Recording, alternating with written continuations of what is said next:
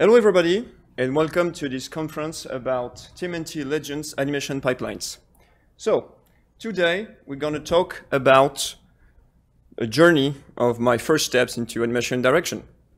So, we're going to start. So, I am Guillaume Charrin. I was the lead animator and animation director on this project, and Samuel Boivin, the combat designer, helped me to co-write the first part of this conference. So, let's start. First, how do we apprehend such a large volume of animation in a short period of time? So in every creation I make, I try to keep the same model and the same structure in my mind. So I start always by documentation, analysis, and synthesis. I'm going to explain. So it could be a drawing, could be 3D, could be animation, it could be anything. First, studying the base material. That's critical. Gathering like a whole bunch of references on your material. Then, understanding the material. You can gather all the data you want. If you don't understand them, it won't be necessary. So I take everything and I just decompose everything. How does it work? Does that work? Where are the mechanism underneath everything I see? And then, adapting the material. From what I see, I extract all what I've learned and I adapt it to the material I'm going to work on. So here it's a game. So I took all the documentation I wanted and I just took what interested me in that to create an animation direction around that. So if we started by documentation, we're going to start by TMNT history. So it's going to be quick, don't worry.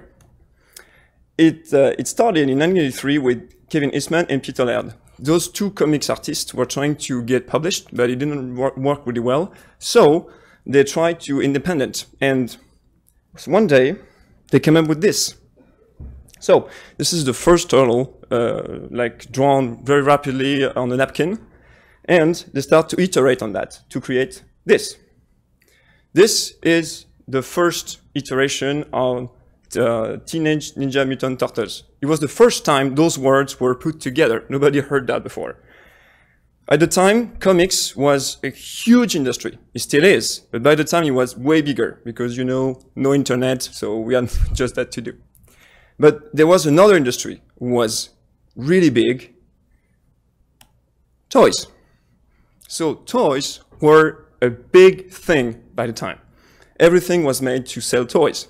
So when the company Playmates, not those Playmates, those ones, when they saw that, they say, hey, they came to see Kevin and Peter, and they say, we're going to make a series out of your comic. So they produced the series for 10 years, and they create a lot of things in the lore of TMNT, like pizza and all that stuff.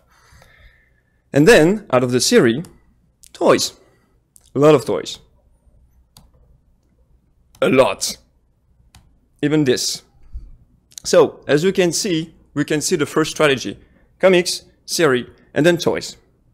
And we know also another thing. It's already parodic. They'll take everything in the pop culture and they make it funny with TMNT. So that's the first pillar essential to the franchise. Then we got other comics, like good ones. Then movie. This one was, as the franchise started, an independent movie with kind of a big budget. It was pretty dark and there were a lot of fights. It was pretty cool. Then we got the second one, more kid-friendly. Then the third one on horses. I won't talk about this one. And then finally we got this. Next. So now we're going to talk about how TMNT influenced the video game. So they created this one on NES. Was the hardest game in the world. And it was pretty popular by the time. Then we got this one, with Toddlers in Time on arcade. It was already the same structure as Street of Rage. And we got Tournament Fighter, who was a Street Fighter, also the same structure. So we can see that during the time, they are using the same techniques. They take something that works in the pop culture and they make it as a new game with TMNT on the top of that. Then we got other versions, some reboots. This is really important. It's the first movie made in 3D. So in the franchise, this is really important because it's the first attempt of making TMNT in 3D. And then we got this, that all our generation trying to forget, but it never fades away. Then what is TMNT today? Today, now it's run by Nickelodeon. So they run a new show around that, with those kind of design. So they're trying to make a new look on that, more into their era, into their time. They created tons and tons of new character. The roster became huge. And you know what happens now when we do a reboot and tons of new character, it means tons of new toys. A lot of new toys. So, new adventure. And also even LARPing games. And they're also keeping the classics alive. So it's the version of the 80s in 3D. So you can see here the pattern. They're always doing the same thing, like comics, series, and other series toys to make the machine rolling. So now we know how they operate, so we can better understand the material. Now that we see how it was made, we're gonna deep dive into how we build a TMNT character on TMNT Legends. So how can we create animation with a huge roster of creatures like this, obviously, that thing, and whatever this is? Don't get me wrong, we had a lot of characters and a very short period of time. So we had to be effective as we could to create that. So, first thing to do is don't panic and see the big picture. So, as I was telling before, first we have just to plan everything, documentation, then analysis, and then synthesis. So, we understood what was TMNT in the time. Now, we gotta understand what it is today. Today, they make a new look. So the new look is an American reinterpretation of Japanese animation and a lot of pop culture, of course. It's part of the DNA of TMNT. So, in that example, you can see that they're taking all the codes of the Japanese animation. So the same dynamic framing and all that stuff. Here it's more obvious. So you can see it's really the same codes. Of course, the classics. So they're keeping like the same feeling of heroes that we have in the pop culture, like Batman and all that stuff. And they even take some reference in the Pulp Fictions.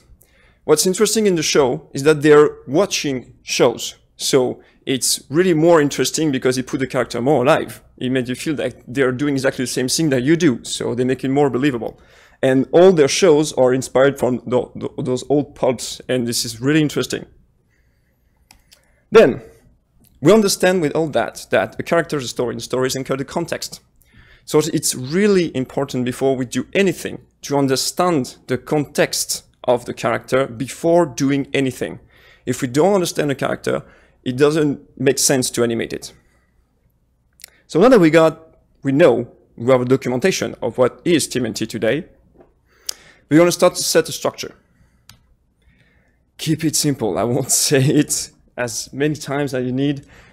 Everybody at the beginning of the project was really, like, they wanted to do a lot of things and put a lot of ideas. But my job on that was to say, whoa, we got a very short period of time, guys. We're gonna try to keep it simple. Like in animation, the KISS, keep it simple, stupid. And it's exactly the same thing for the animation direction. I want it to be as clear and effective as possible.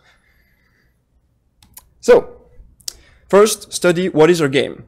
So our game is descended from a long list of turn-based RPG. So I started to re-see the old games I was playing, and I was like making like a retro engineering and understand what they are doing in those kind of games. So I started to study Final Fantasy VII. That was really hard to do, but very cool. And Custom Quest for the power move. I'm going to explain that later. And we made this, so TMNT Legends. From this R&D, we understand like two things. It has to be really strong in terms of impact, and it has to be a fast-paced game. It has to go really quick. Otherwise, you're going to get bored. So fast-paced game, really strong and intense, and a lot of action. The beginning of everything, an ugly Excel sheet is born. What does that mean? This document is the dream-crushing game designer machine. So everybody wanted to put all our ideas of what a character can do. So I took everything and we make that in that short list. So this is the essence of a character. This is like the list of what it can do. But it's not a character. It's just what it can do. Beneath all those animation, there is a skeleton. There is a structure. A character is not just a sum of beautiful animations. All the animation have to be think in network, in behavior. So for all those who understand what is a finite state machine, you already know that, but I'm gonna get back into that like very briefly. So you take all those animations, it means what you can do, and you create this. This is the map of what a character can do. So with that, we know where the animation is coming from and going to. So you can create an elegant way to make those animations blend together. So first, we have to draw this map, and you say to the programmers, to the producers, to the game designer, how the behavior of the character is going to be. So this is the simple one. This is just the locomotions. I'm going to show you how we translate that into the game. So see your map. And then we're going to see here how we translate that. So, whoop. So run, jump, fall, reception, run to idle, and then start run, and you're starting to get the idea. So that means that all the characters are going to do the same thing, but they're going to do it on their own way. So everybody knows what's the volume of animation we're going to have and how they're going to react. Then we're going to go to the second one. So you see, it's more complicated. So with just this map is how a character fights. So it's the map of the character and how he fights. So we can see now that the pillar of game is the fight. Locomotions is way smaller. This one is way more important. Thus, this is where we have to put the focus and the effort. So I'm going to show you how it works now.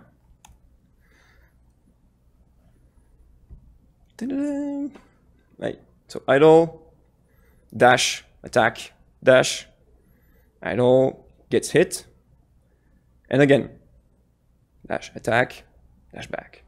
So to do that, I had to do the same exercise with what I said, Final Fantasy. So I looked like, okay, this animation is going from here to here very fast. So from that, I created this map to create this. So now we have a structure. We know the number of animation, we know the map, which means the behavior of the character, how it is going to react. So at this point of the game, everybody can start to work. So I was not the blocker. That's the idea. Everybody working in parallel. So you give the map to the programmers, give the map to the game designer, and they can start to mess around with that. And us, we can focus now on the direction. Here we go. So large volume of animation, very short period of time. And I come from a cinema background. So it's been 5 years that I'm trying to merge the two worlds. So what I've learned from the cinema and the comics, and the cartoons, and I wanted to put it into the video game. So what I did, first is this, a drawing. It's very simple. The drawing doesn't have to be beautiful. It just has to be expressive and show the animator what it's going to be. So you can see that we have just small annotations, and I just gave that simple drawing to my animator. And he did this. So, as you can see, the animator didn't have the time to wander around because, again, short period of time. So I just gave him the drawing, and he already knew what he has to do, and he made it better. So he took that pose, take the annotation, and made this. And he made it way more creepier, like a fly move, which was unexpected for me. I wanted to make it move like a robot move, but not like a fly. And when I discovered that, it was way better. So with that technique, you can also show to producer and also game designer to see how the character is going to be, even we haven't start any 3D work.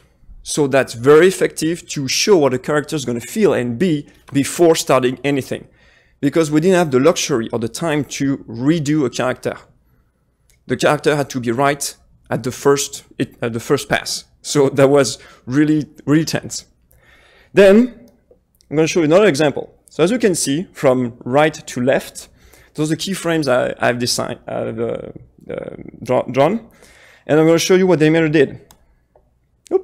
So as you can see, I draw just the key pose, and then the animator take that and make it into in 3D. You see that it added the twirl, and it adds a lot to the animation. It's way more cooler. So again, he already knew what he has to do.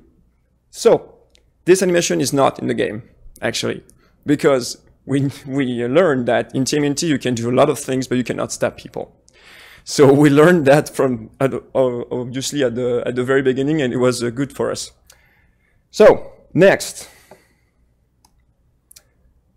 we can see also for the FX, it works really well. So I drew that and then gave that to the FX artist and the animator, and they did this. So this animation and the FX were made at the same time, and then we blended together and it worked. So the idea behind that is everybody can work together and not waiting for the other one to finish his stuff to go further.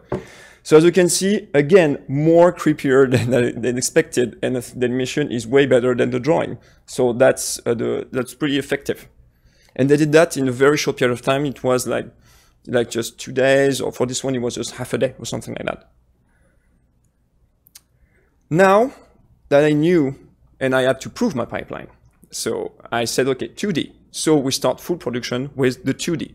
So the drawing everything before, and then give that to animator and FX artist. Now we're going to focus on the production value, because we had short period of time. So we couldn't make everything from scratch. So we had to decide where we're going to put the most effort, the biggest production value on what animation. And as you can see here, we have the idle. You're going to say, what? It's the dumbest animation, but it's not, actually. It's the most important animation, because it's the animation that the player's going to see the most all the time. So we took everything, all the work we had, and the idea is we're going to take the idea of comics and Japanese, and we make those wide open pose. It help us to make the silhouette read better from far. So that's really important. Also, you can see that the idle is at the center of the map. So if the idle is wrong, all the characters are going to feel wrong. So we have to make it like perfect. Well, as perfect as it can be.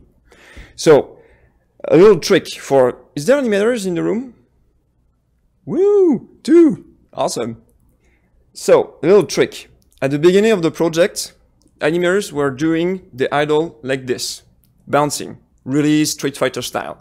But the idea was not that, because we're on a small device, and the animation there's a lot of characters on the screen, so the idea is to make them move, but not bounce. Otherwise, you're going to create a visual noise everywhere on the screen. You won't understand who's doing what. So the idea behind the idle is not making bounce, is making breathe. It makes the character feels more alive. So I exaggerated a little bit the animation so you can understand. You can see that in the pelvis, not much is happening, so it's not bouncing. Everything is happening here in the shoulder and here in the chest. So we don't have those fancy bones because we're on mobile and it's very short, so we have to find a way to make them breathe. So the idea is moving the shoulder a lot, making the head going a little bit in the shoulder and rotating that to simulate that the chest is getting bigger, see? So, idle, very important, and we have to work this pose like a lot. Then, the attack. Attacks were a nightmare to design because, as again, it's a very fast-paced game. So it has to be cool, effective, and we have to have some guidelines. First guideline, 3 hits in less than 2 seconds. That's nothing. 2 seconds, so to make it readable, we had to find other rules. Strong pauses in musical timing. So I'm going to explain this. When you see this animation, you can hear the beat. Boom, boom, boom, boom, boom, boom. So good animation is based on a beat. I'm going to explain you with this. Okay, it's just not for this. I'm going to explain you. So bad animation. I'm going to try to make it louder. So bad animation. Then we started to give the musical sense to the timing. See, here you can hear music, you can hear beats. So it makes the animation more musical and more appealing to the eye. Otherwise, it's too flat. So musical timing and the 5-frame rules. So this one is a little bit tricky. So we had all those, and even with that, we felt that the animation were a little bit too fast. So we had to make those 3 hits, here it's 4, I know, but it's 3 or 4, in less than 2 seconds with the 5-frame rules. It is, your brain cannot understand a pause underneath 3 frames. So it's 3 frames, between 1 and 3 frames, your brain won't see it. It will feel it, but won't see it. So the idea is every pause of contacts, every keyframe has to be held 5 frames. So I took the 3-frame rules that your brain can understand the hit and push it further into 5 frames. So it gives you this timing that you can see here with music and more cartoony aspect. So every time I'm doing a hit, boom, 1, 2, 3, 4, 5, boom, 1, 2, 3, 4, 5, and you start to get the idea. So 5-frame rules, really useful. You make all your key pause, and then you held it for 5 frames, and you see that your brain will understand better the silhouette. Oh, there's a bonus stage. Who wants to go in the bonus stage? 1, 2, okay, cool. There you go. We're going to talk more about this musical theory. So I started to make some links between animation and music, because music is universal. Everybody can enjoy like music, but animation and body language, sometimes it's more difficult. So I'm trying to make those parallels so you can understand. And so I can understand also better. So musicians got this, but us, animator, we got that.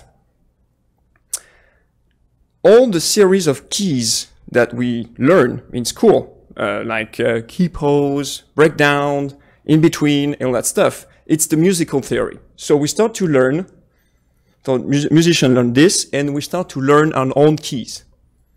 So, few frames. And then, when you master those keys, those just simple and effective keys, you can start to do this. And us, we can do that. So you can see that the parallel between music and animation. Start to learn your musical theory, and then you can compose a symphony. But we have to understand what is a key pose and how that works. I'm going to show you with an example. So, first, I'm going to put just my simple melody. You can see just 3 keys in black. And I give you this. So here, you can see it, but there is just 3 keys. Just this one, the mirror, and then the first one. So, it would be a very simple melody. Then, now I know those notes, I'm going to add more notes. You can see in red, and it gives you this. So the animation is starting to be better, but it's not there. So I've added my extreme, I guess. No, my breakdown, sorry, my breakdown. So those are the red keys. Then I will add more notes in between. So the blue ones. Here I put my extremes. So you can see that there is more notes. It gets more complex, but you still have the keys from the beginning. So it's just adding notes between the very important notes. And then I'm going to put all the rest of the keys that I need. And it gives you this. So, as you can see, you have the evolution of the melody. But this is how we will compose a music, like 3 or 5 notes and putting stuff on the top of that and in between. But you can see that in the end, my pause are still there.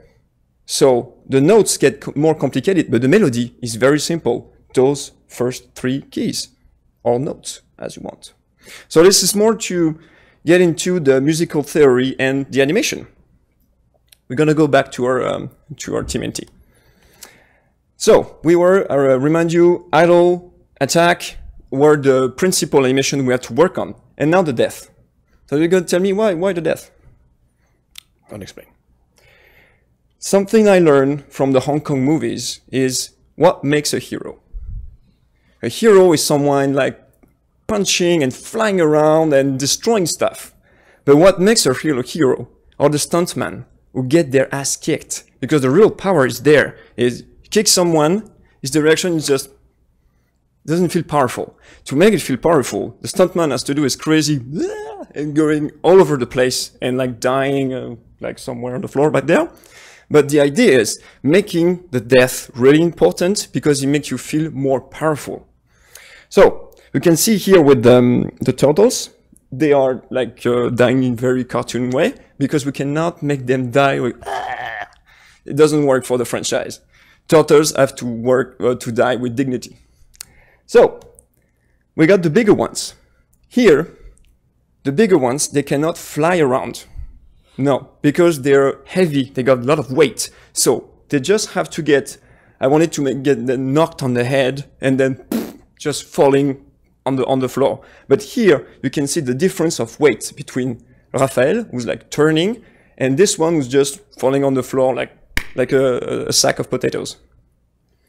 Then we got the light ones. So you can really see the difference here that is making this backflip Hong Kong style. So you can really feel that there's a difference between the bigger ones and the smaller ones. And we got the funky ones.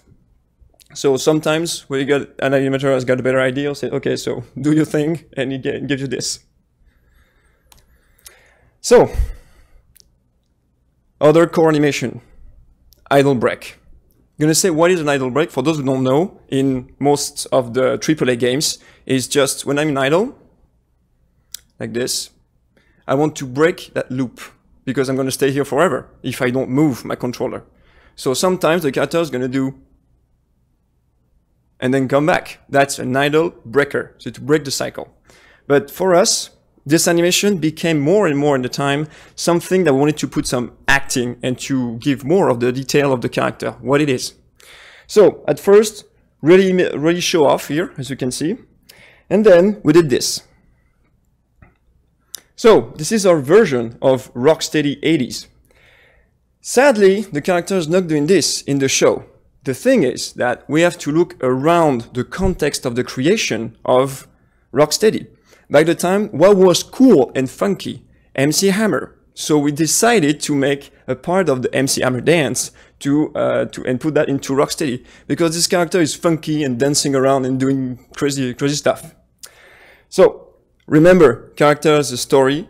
Is a story. The story is anchored in the context. So always look around the context to find new idea and fresher perspective to give to the character. Next. So. Last but not least, the power move. So, the power move is the super move that you can make when you got in the game enough energy. And it has to be like really powerful. It has to give the player has to feel the most badass in the game. So, you're gonna see. We always start with the same things. 2D. So, Vincent, draw this. It's just there. Salut Vincent. And you can already see that with the key pose, the FX is going to be major in this animation. So already the FX artist started to get all white and what I'm going to do, and he just did an amazing job on that. So he started like way before we finished the animation to do his thing. So it was pretty good for the production. We kept a good pacing, and we did this. So yeah, it's not a big tornado, but we did what we could with the time. So Those power moves have also rules, because remember, fast-paced game, we have to understand the action and everything. So, what are the rules? First, left to right. We got opponents, two teams fighting. Right on the left and on the right. Yeah, okay. So, all the framing has to be a character starting on the left of the screen and going to the right. Because when we are mirroring the stuff, it's going from the right to the left. So the player always understands where the characters are and where they're going to. So we understand that the team are confronting each other. Then no camera cut. So the cut that you see is the in-game reaction. So no camera cut, why? Because in the game, we don't have any 3D background. So when you do a cut without something in the background to understand where the position are, you lose completely the staging of the scene. Where am I? What part of the character is this? So I wanted to say, okay, no cut, and just focus on the character. And then a steady camera. I find that in the modern ages, we're doing too many shaky cams, and everything is starting to get blurry. So the idea behind that is a steady cam to stay in the Hong Kong movie style. I'm just shooting the performance of the character, because the character can do it. In the American version, there is supercuts and a lot of shaky cams because the actor cannot fight, and it's stuntsman. Don't get me wrong, some actors can fight. I'm not saying that none of them can fight, just some actors cannot fight. So the idea is to enlighten the performance so we can see what's happening. And we have to create silence to get more noise, contrast. I'm going to explain. The impacts that we're going to put in the camera has to be very subtle. Like when I'm punching or something, the impact has to be just the shaky, just on the impact. It gives more contrast to the animation and more intensity. So, we saw all the animations that were critical, that we did it, we spent a lot of time on that. Now we're going to see a particular case who we could not mess this up, otherwise the fans will destroy us. So, here is this guy, Shredder. So, you can notice that this guy has a cape, and for animator, cape is a nightmare. And of course, we don't have any simulation of physics or whatever. So, every clothes has to be animated by hand. So to do that, I took one of the artists, and he made this very complex and very decomposed animation sheet to make the animator understand what's gonna happen. So I'm gonna show you now. Next, even with that, it has to be done in a very short period of time, and I wanted to give a lot of reference to the animator so we can have the performance just right. So, first I took the storyboards and I did this.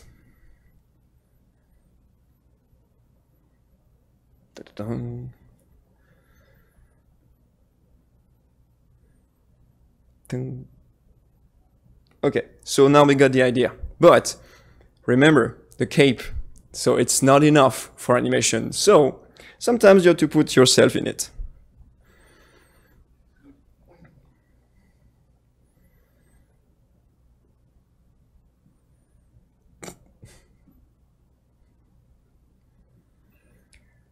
So, with the storyboards, the keyframes, and me playing Shredder with the Princess Disney towel, the animator did this.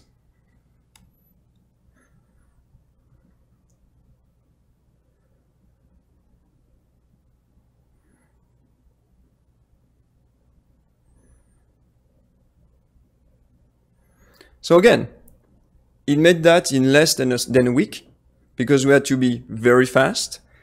It did the performance right. The cape is done. We could have spent more time on that. I agree, but I want it to be just simple and effective because he had tons of character to do after. This method that we got from Disney for a long time ago, rotoscopy, is really useful, really cheap. So when you don't have those fancy motion capture sets, you just get the rotoscopy, and you can have like the best reference that you can have. So we can see that with the drawings, rotoscopy, the animator has all the reference he needs to make the greater performance he can do. VFX don't escape that rule. So sometimes with engine, when working with some smoke, it could be really complicated to make someone understand what you want. So I took Simon Tekerkart and he did this. So amazing 2D animator. And when you show that to the FX artist, everything is clear. You're not like saying, oh, I want the smoke like rising and then poof. Say, no, just show it to this. It's better to show and don't tell. And with the 2D animator, they did this.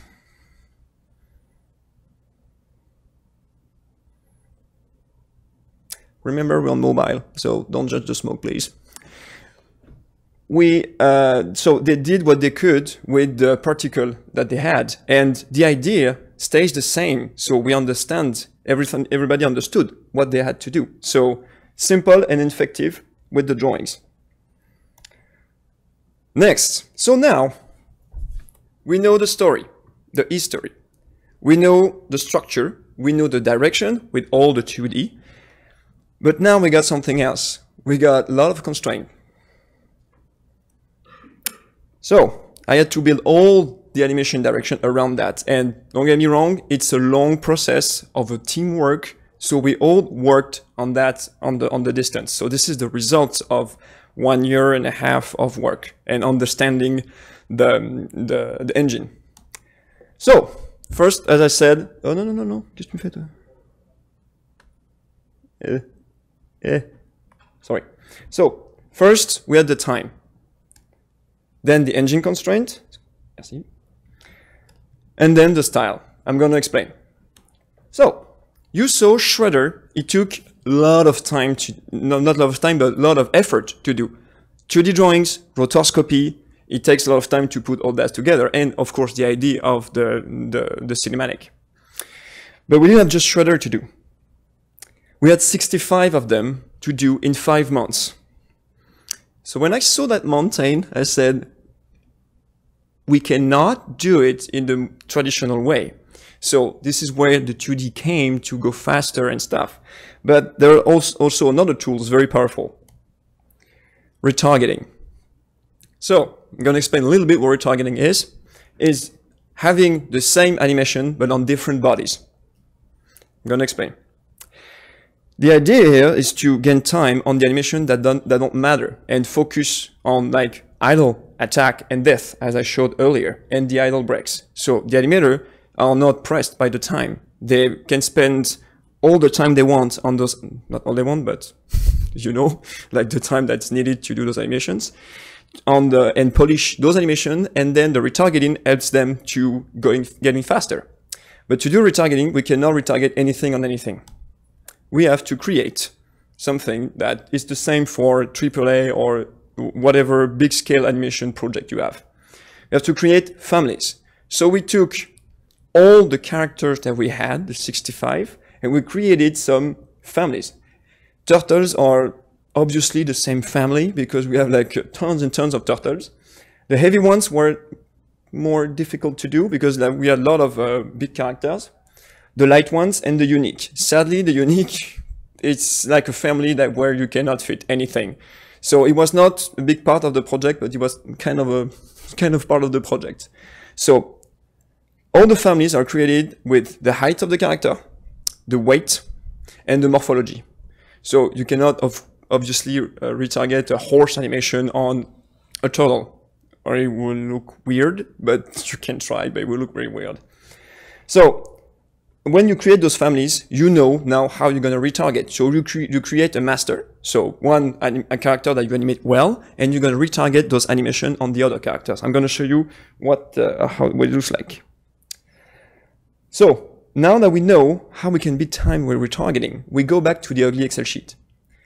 With that, now all what's in green, it's the retargeted, and all what's in purple, it's the from scratch. So you can see that we focused our effort on the fight. The fight is the key to this project. So this is one of my advice. At the beginning, I wanted to do everything like from scratch and awesome, but we cannot do it. So we didn't have the time. So focusing where we can and where the impact is going to be the bigger. So the colors shows you that what we made from scratch. And I'm going to show you now how retargeting works with Rocksteady and Tiger Claw. So you can see same animation, but different bodies. So don't get me wrong, there is still some work to do here. So we added the bandana and the run is a little bit different, but you have the whole animation already done and you just have to tweak it. One character, all the 11 animation can be done in one day. Don't get me wrong, it's not magic, you still have some work to do, but you can have the whole bunch of animation in a very short period of time, one day. And then you iterate. Then, now that we know how to beat time, engine. So, don't get me wrong, the programmers made an amazing job, but they didn't have the time to program some tools for us. Those fancy tools I was used to more in cinema or in AAA. So I said, okay, don't worry about, we're going to find solutions. It's called MacGyving. So we MacGyve around to find solution with nothing. So I'm going to show you how. Movement in place. In the engine, we couldn't make the character move like, my run couldn't be this. Nope. My run has to be this. So it doesn't seem like something terrible to do, but with complex action scenes, it could be really complicated to animate. So I'm going to show you how we make the trick. So you see our Rocksteady here. So, getting spans and then running. We have the feeling that he is moving. I'm going to show you now how it looks in Max.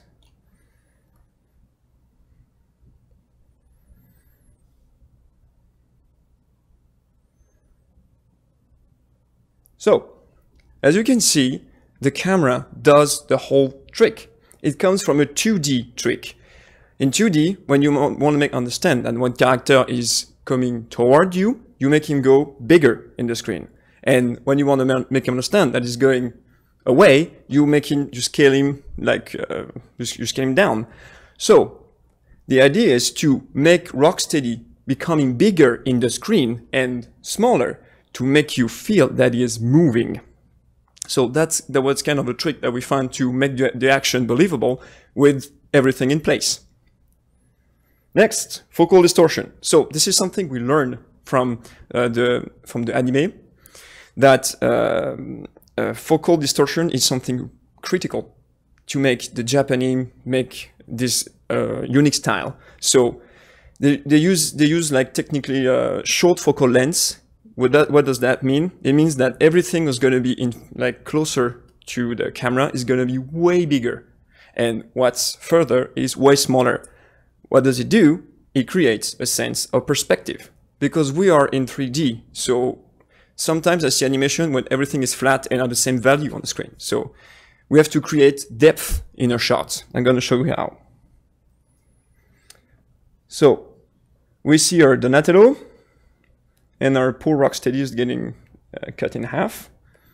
So you can see that you have the feeling that things are distorting because of the short focal. I'm going to show you now in Max.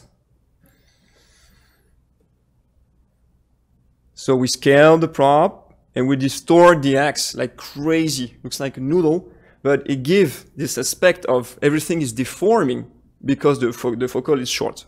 I'm going to show you another example so you understand better.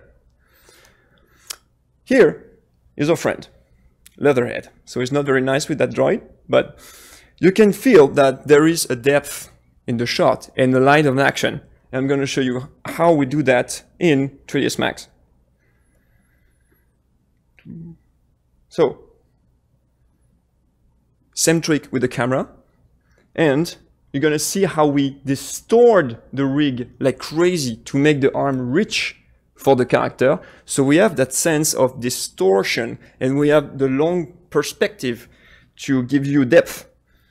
So as you can see, my rigger is in here, so he's not happy when we do that, like distorting the rigs and stuff, but it's sometimes critical. So to create that nice line of action that you can see on the right of the screen, we need to find tricks because we cannot having focal distortion in our engine. So this is kind of a trick that we found, but you can see that we have this nice perspective. Okay, I'm gonna focus. I can talk about that for hours. So now motion blur. So what we learned from 2D cartoon and more recently our friends from Blizzard when they make Overwatch, we saw that and we say, okay, we can add that to the character when we stretch him in the in betweens to give that sense of smear and blur. So I'm going to show you in Max how it looks. So very slow motion. Whoop. Up. And very slow-mo. So pay attention to the tail of the character.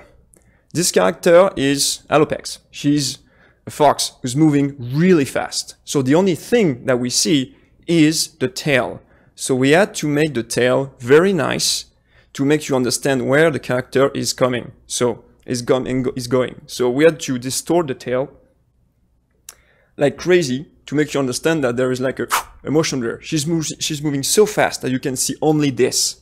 So that's the idea of just distorting the rigs and putting the ears on back and the tail same to give you that feeling of smear. Then props. So in our engine, we couldn't hide anything. We couldn't scale props. We couldn't do anything. So the idea is we take a mesh and we just scale him to 0 to make him disappear. So at first we did some stuff like that with props. You can see that little tiger claw get destroyed, but it became bigger. So as you can see, the ship is just a prop. So we build all our power moves sometimes on saying, okay, how can we do this? By just making props. So the idea would never came by saying, okay, we can do a ship or something with the idea of making props. So that was interesting to have a constraint and transform it into something we can add in the process.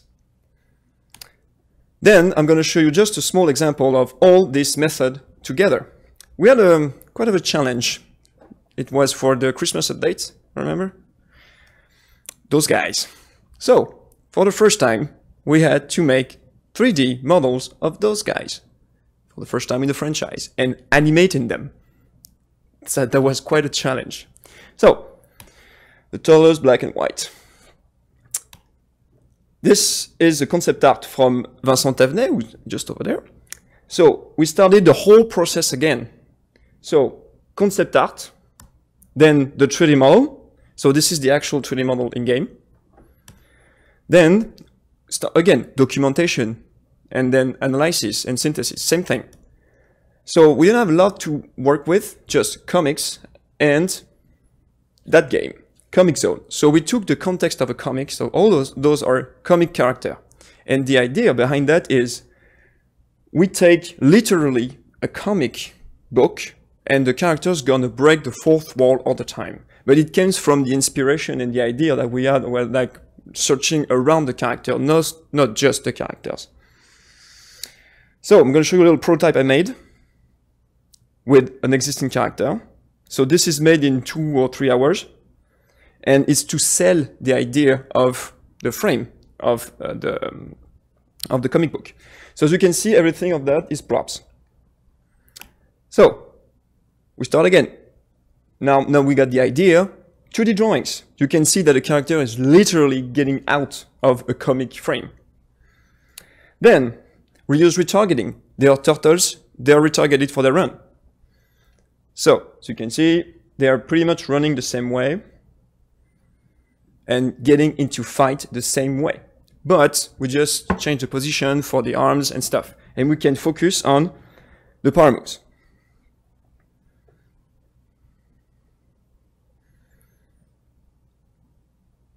So you can see the whole idea of breaking the frames and breaking the fourth wall. Yeah, even a big hand.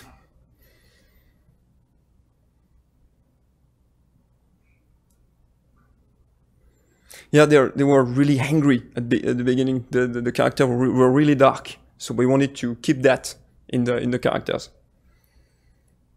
So I'm going to show you here a breakdown of the scene. How do we do that?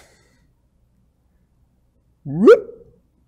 So technically, we are making our compositing in the scene. That idea could have never, or more harder, come if we didn't have the idea of the props. So all that idea of direction comes from the props. So you can see here the example of all our process, and put it into one very particular example. So next, now that I show you this, it was 2 years ago, one year and a half ago. I learned that at the beginning of the project, start simple animation, and then the team's gonna start to learn each other, to learn to work with each other. So complexity is gonna come later. In games, what we do a lot of time is buffing. So you can buff your allies to make them go stronger, more defense or more life or whatever. So this is a 2 years ago animation of how we were buffing. So really simple, like really barbaric stuff, really simple. But today, this is how we buff.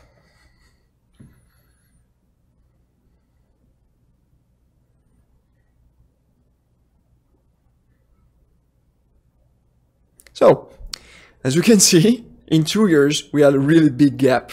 So we wanted to show more and to tell to the player that that character is really buffing, we're doing some cool moves, and it started to be just a short animated, but I know, but we had a lot of fun to do this, especially for the cloth, all by hand, I remember. But you get the idea of simple first, then complexity. And this is a better example.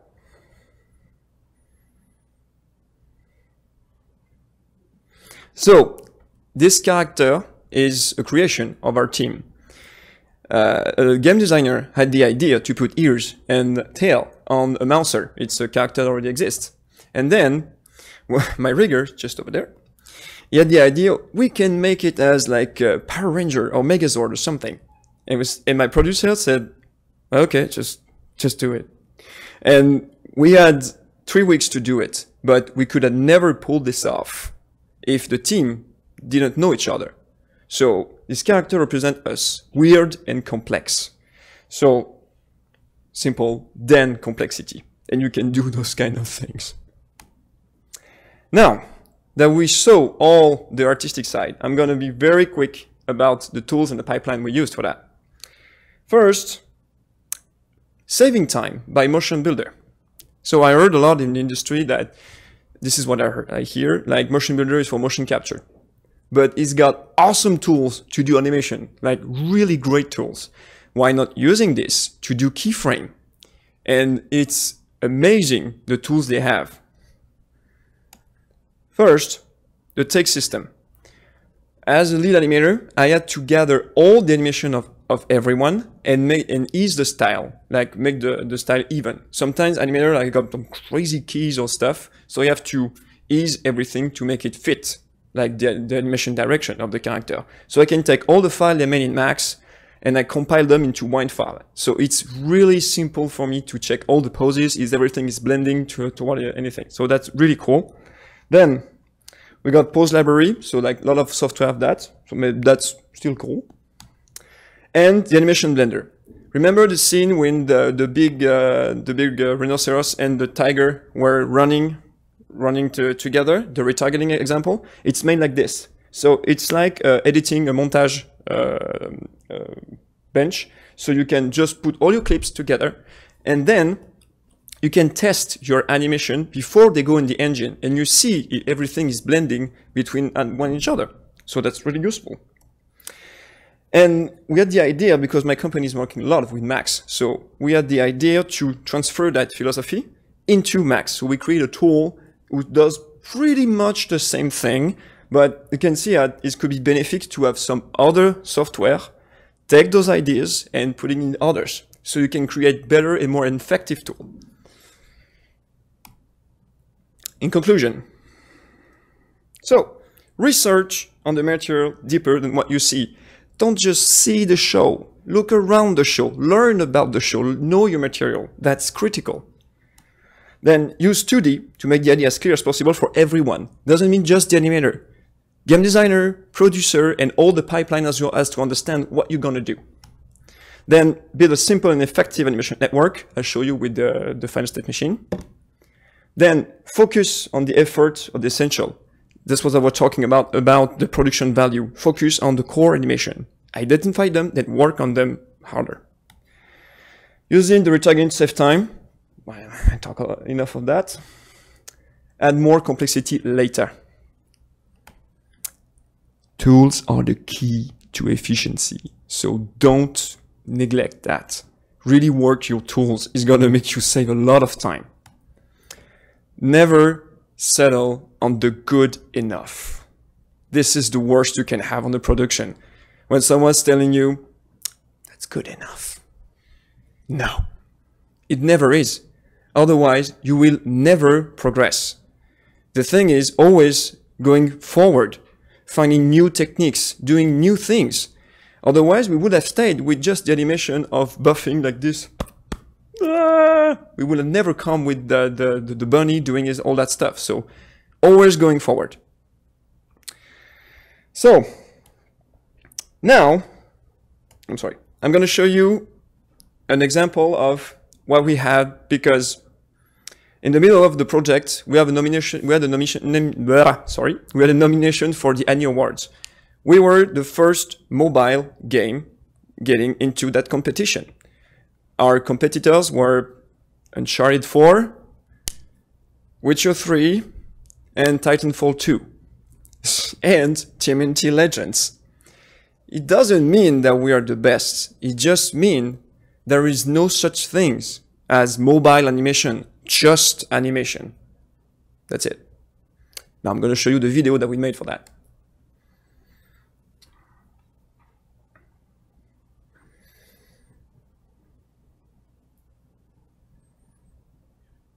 There's no sound, I'm sorry, but I can make the music on the mouth if you want.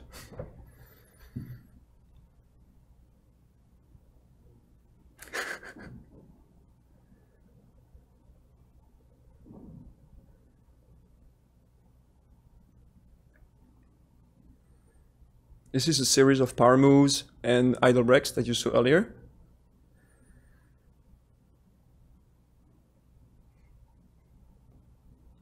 Those are the other versions that they got this epic quest, and in the forest they got their thing.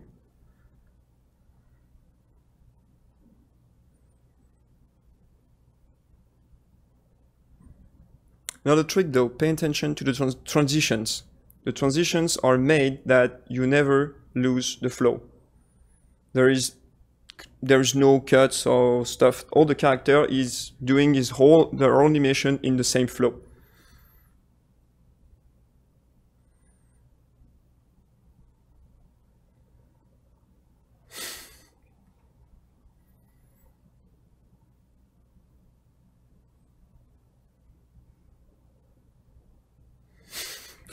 Context, and look around. That's the idea. So this is our Raphael.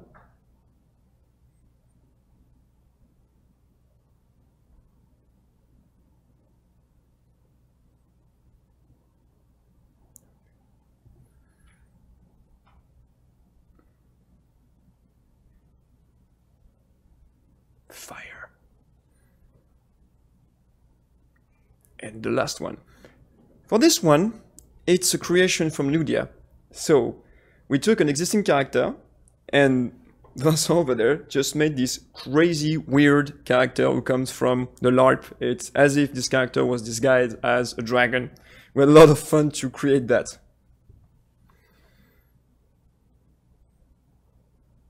2D FX.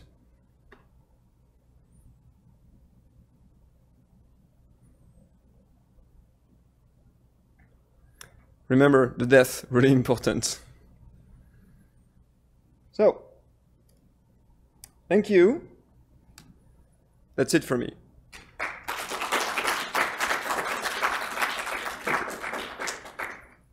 Any questions? No. It wasn't a question. No, that's it? I was clear? Cool. So thank you for coming, and I'll see you around. Bye.